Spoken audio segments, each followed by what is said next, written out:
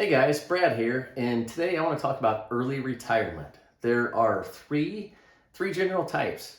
You've got MRA plus 10, you've got deferred retirement, and you've got postponed retirement, okay? And there are distinct differences between the three. So let's talk about them and let's see if we can clear some confusion up, okay?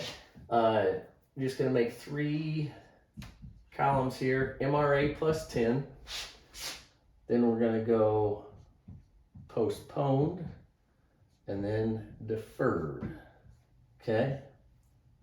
So MRA plus 10 stands for minimum retirement age with 10 years, all right? Your minimum retirement age is likely between the ages of 56 and 57, and then you have to have 10 years of service in, okay? So if you meet your minimum retirement age and you have 10 years of service in, then you can retire with a 5% reduction under age 62, if you're under 62. That's the wrong way, isn't it?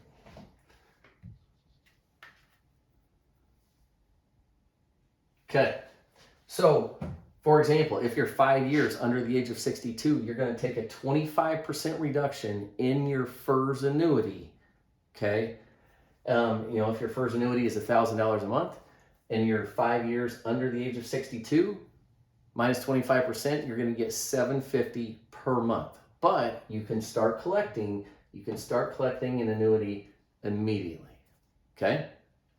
And the big thing here is benefits, okay? You can continue your benefits, all right? If you meet the requirements of MRA plus 10, you can keep your benefits. As long as you have had them for the 5 years leading up to your retirement, you meet those requirements, you can keep your benefits, okay? So you can keep your FEHB, your FIGLY. Also, no SRS here, okay? So SRS stands for Special Retirement Supplement. So under MRA plus 10, you forego your supplement. You will not get that, all right? Now, let's move on. Postponed retirement. Postponed and deferred are similar, yet different. Okay, so deferred, anybody can do a deferred retirement, okay? If you have 5 years in, I'm pretty sure it's just the 5 years. You have to have 5 years, then you can collect a FERS annuity at the age of 62, okay? Or let's say you have 20 years in. You can just stop working, then you wait until the age of 60, and then you can collect your FERS annuity, or any age past 60. What else? Postponed. So deferred, anybody really can do it. Postponed. Postponed, the key to doing a postponed retirement is this, okay? If you meet the requirements of MRA plus 10, you can do a postponed retirement, all right? So in other words, let's say you're age 57, you have 10 years in, then you have the option. You can either collect immediately and take the 5% reduction, continue your benefits, or what you can do is postpone. Okay, you must meet the MRA plus 10. You can postpone, wait till age 60, or wait until age 62, and then start collecting, and then you can get your benefits back, okay? You can get your FEHB and your FIGLY back as long as you met the requirements before you postponed, all right? So, again, you meet MRA plus 10, you can do a postponed retirement. Now, in that gap, let's say you choose to quit working at the age of 57, you have your 10 years in, you will have a gap. Okay, you have your 10 years in, then you got to wait till 62 to collect. You're going to have that gap of 5 years where you have no benefits. but then when you turn 62, you can get your benefits back. If you have 20 years in, okay, and you go at MRA, let's say your MRA is 57, you have 20 years in, you can go at 57, then once you get to age 60, then you can start collecting your FERS annuity, and then you can get your benefits back, okay?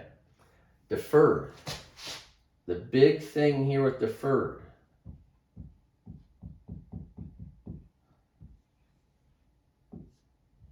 no benefits, okay? You do a deferred retirement, you cannot collect any benefits. Now, something with each of these, you cannot take your contributions out of FERS, okay? When you separate from service as a FERS employee, you have the choice of being able to take out your contributions that you have made to your FERS annuity. So if you take those out, then you've got nothing here, all right? So you have to leave those contributions there. Now, one other thing I want to note here, and this seems to be, people get kind of confused about this. So let's say you're doing MRA plus 10. You're going at the age of 57, and you have 25 years in. So there's a belief out there that says I have 25 years in, so I could retire at the age of 60. Therefore, I'm only taking 5% for 3 years, okay? 60 minus 57. That is not correct, okay? And that's really clear. If you go to the FERS handbook, you should be able to find it there. But it doesn't matter if you have 25 years in, 29 years. If you don't have the 30 years in and you retire at MRA, it is a 5% reduction for every year under the age of 62. Okay, so I want to make sure that we're clear about that. Also here, the special retirement supplement, also known as the FERS supplement, SRS here. Okay, no special retirement supplement or FERS supplement in any of the three. Okay, do not get that with deferred, postponed, or MRA plus 10. All right.